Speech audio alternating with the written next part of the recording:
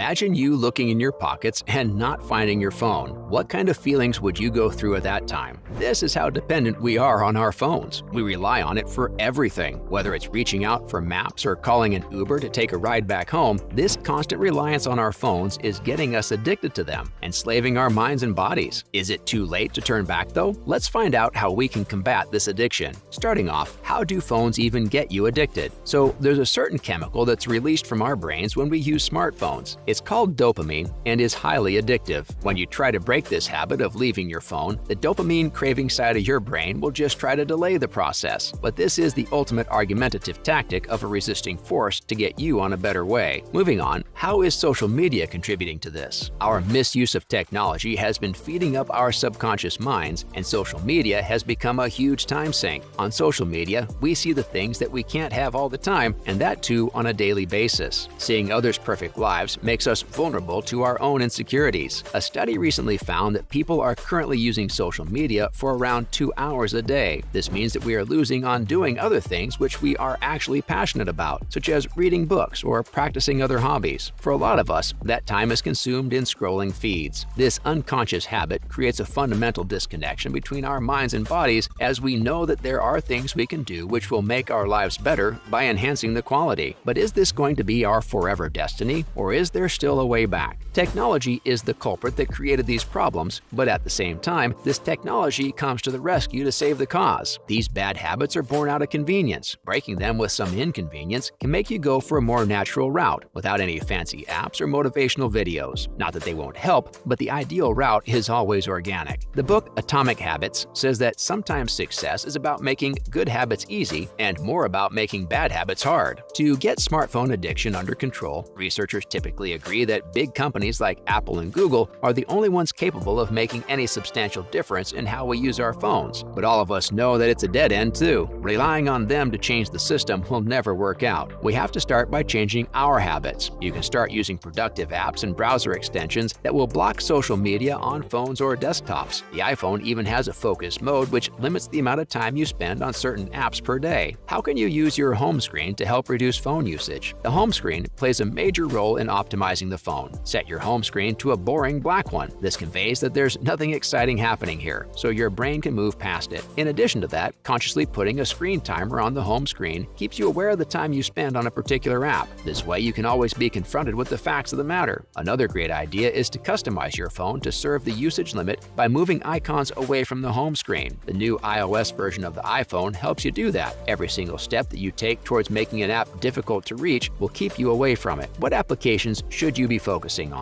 If an app causes you to waste time, simply delete it. If you see yourself getting pulled to that application constantly, this is how you'll increase friction between yourself and that app. Downloading it when you want to go there will help you spend less time. You can also set limits for certain apps which are consuming your time by simply going to settings and putting the hour mark on it. Also, turning off all notifications except the ones that are important enough helps massively. You will feel so much freer without these little nudges. Even if you think these notifications don't bother you, just give it a try and you'll know what's up. How else can you optimize your phone? Using Siri on your phone helps you spend less time on it. And trust me, it works. There's not much now that you can't do by dictating your phone. For instance, if you want to call up a friend without getting into a rut on social media, you can tell Siri to make a call for you without even touching it. In addition to that, using wireless headphones is the best way to use your phone while it's not in your hands. Also, using your phone while standing up makes you more attentive, so try that. Moving on, what not to do and when. Don't reach out for your phone first thing in the morning. Instead, go a little lighter and start a habit of reading anything in the morning so that your brain can adapt to that thought for the rest of the day. Alongside that, you should also have a hard stop using your phone at night. The negative effects of blue lights and using a screen before you go to bed are massive and will make the sleep worse, making you wake up tired the next day. Also, people have this extremely damaging habit of scrolling through the news. Why does someone even do that to themselves? It's mostly a subconscious decision to make while either walking down a parking lot or waiting up on the doctor's appointment. This fills up your head with extra information that you don't need to be aware of. Awareness of this habit will help you quit, along with getting the news app off your phone. Another thing that might seem great but isn't really that productive is having a to-do list on your phone. It makes you anxious to do stuff at the moment, and if not done immediately, you're going to forget it later. Using an old-fashioned notebook helps in many ways, as you get time to deal with it without any pressure. The best solution? Just log out. As simple as that. There is another simpler, rather stupidly simpler solution if put into context. If you want to use your phone more deliberately, then you don't need any app or extension. All you need is to log out. Use social media when you intend to use it, and then log out. Isn't that totally cool? Do you want to watch TikTok during your lunch break? Go for it. But the default state of your phone is logged out. Is this actually the best way out there, though? You might be thinking that there can actually be an even better solution to this, like leaving your phone across the room or even deleting some apps from your phone altogether. And yes, these methods are more effective. But if you already use them, or that's how you think, then you're already on the right path. But there are a majority of people who can't get themselves to uninstall these apps off their phones in the first place. Therefore, they keep mindlessly scrolling with a hint of guilt. The solution of logging out is for those people who are starting out. The solution basically caters to the majority because it doesn't make you miss out on anything. Your phone's still with you along with the app, but it's that introduction to the habit with a little bit of friction and inconvenience. This makes all the difference. Going to open an app to put in the extra 30 seconds of logging in creates a barrier for that unconscious impulse to get on the app right away. This is a very similar idea to the Netflix documentary Cooked, which talks about weight loss and diet. It has this famous piece of advice that tells the viewers to eat all the junk food they want as long as they cook it themselves. Lastly, why is detoxing so important for us? Taking out a day in the week and not checking the phone at all could help you step out of that online rut and step into something you enjoy doing. But until those changes arrive, experts agree that people must focus on developing habits that distance them from their phones for a few hours every day. Simply throw the phone in a drawer while you say cook. The trick is to find out what works for you and stick with it, because at stake here are our social relationships, our romantic relationships, our enduring physical and psychological well-being, and our ability to carve out time to exercise, truly relax, and pursue activities that bring us joy and meaning beyond our screens. Restricting the period within which we use our device is going to downregulate the use for the good. Let us know in the comments what you think about all these methods.